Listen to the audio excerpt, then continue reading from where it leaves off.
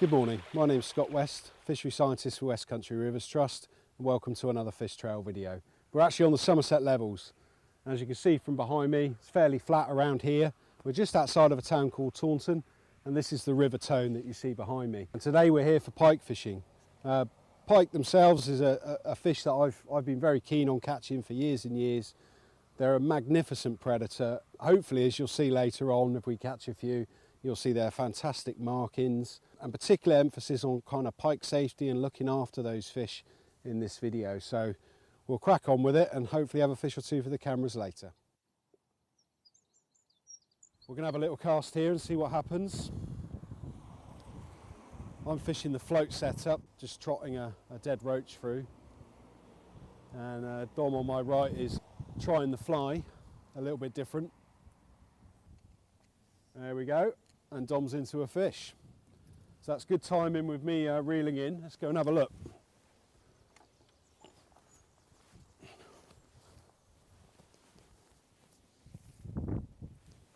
Fantastic. Right then, Dom, look at that. That's a fantastic fish. Yeah, it's... So we've just laid it down here on this really well protected mat, as you can see, really thick, because they can still be really lively.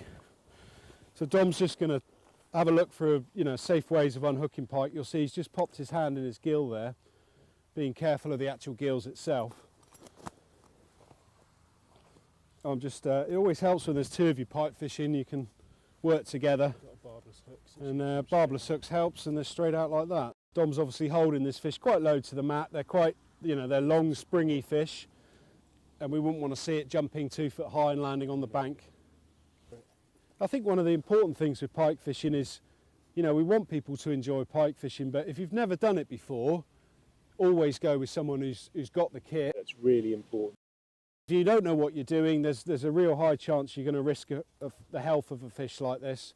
And that's the last thing we want to do. They're an important part of the ecosystem here on the rivers. Well, what we'll do is we'll just gently... And keep him upright. It's fairly light. Yeah, look, he's happy as Larry. Off he goes. Off to destroy some more roach in the river. Good work, Tom. Thanks, mate. Well done. Let's get another one. Oh, looks like our Dom's in again. Oh, there's a good fish there. We got two pike in the net now. So we're just going to go and get the mat and the equipment and deal with them down here, I think. Look at that. It's a nice fish. Two nice fish. So that seemed to come out okay, actually, didn't it, Dom? Single barbless hook. Even though it was quite a way down, it's come out quite nicely. You unhook the other one? I've unhooked the other one in the net, so I'll hold this one up and you hold that one up. I'm not going to claim this one because you've done all the work today.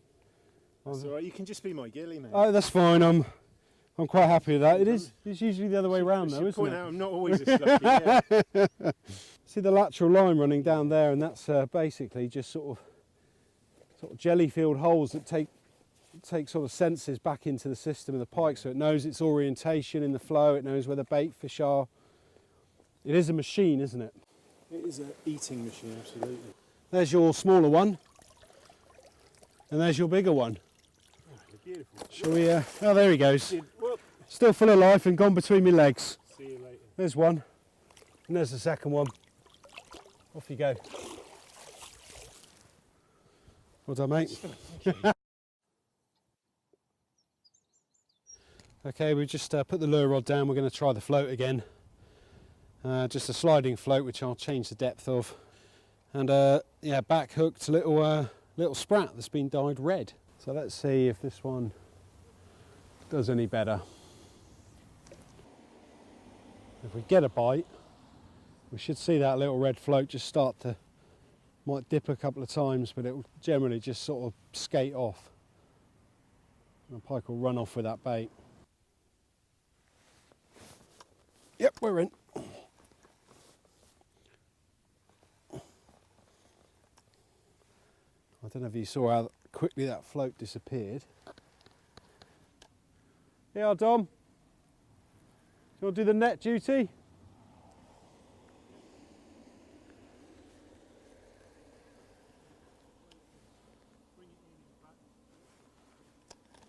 Because on one of those red sprats just trotted past the fish pass, and it Well done. was the second bite, but it just disappeared.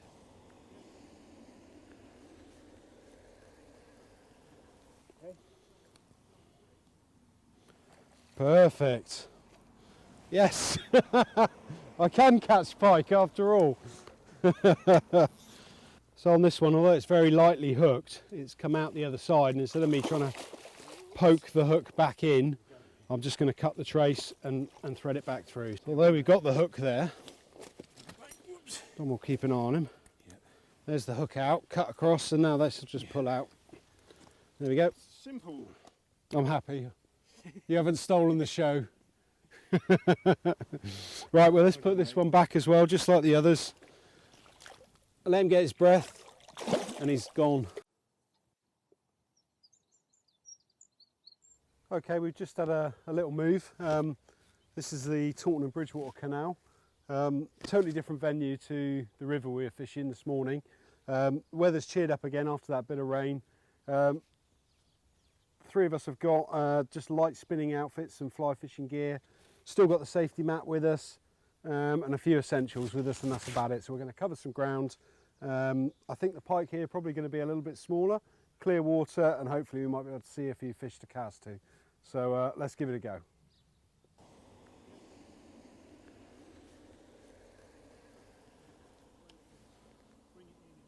As you will have seen today, there's loads of different methods that work for pike, but in my book this is the most fun of all, because you feel all the takes right through your fingertips, and on a clear water like this canal you'll see most of the takes as well. Here, even on the other bank, you'll quite often see that sudden surge of a fish come at your fly and demolish it, which is magic. Really, really nice. The other big difference here though is that the fish aren't so concentrated as we saw in the river earlier. Sometimes they are stacked up in one or two places where there's a lot of prey. But on this canal, you know, it's not uncommon to walk 5 or 6 miles in a day. And the nice thing for a fidget like me is you never get the feeling for too long like you're in the wrong spot, because you're always trying a new bit of water.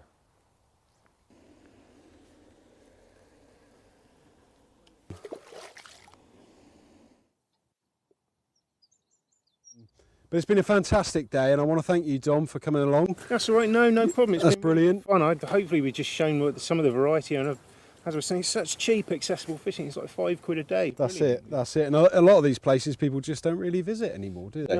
No, it's a shame. It does require you to get off your backside and find the fish. All the time, Yeah, which is half the fun, isn't it? It is half the fun of it. Yeah, there's so much water to explore. There must be 30 miles odd of water. Yeah. Yeah. Well, I appreciate you coming along today. I mean, Dom's an avid writer in the angling press. He's got a multitude of different books out. You got your own fly series, haven't you, with Turrell flies? Yeah, a bit for Turrell, and you And normally get me on the back page of the Angling Times. and a mad pike angler, I might say, as well. Yeah, you have to be some days, don't you? I mean, look at it today.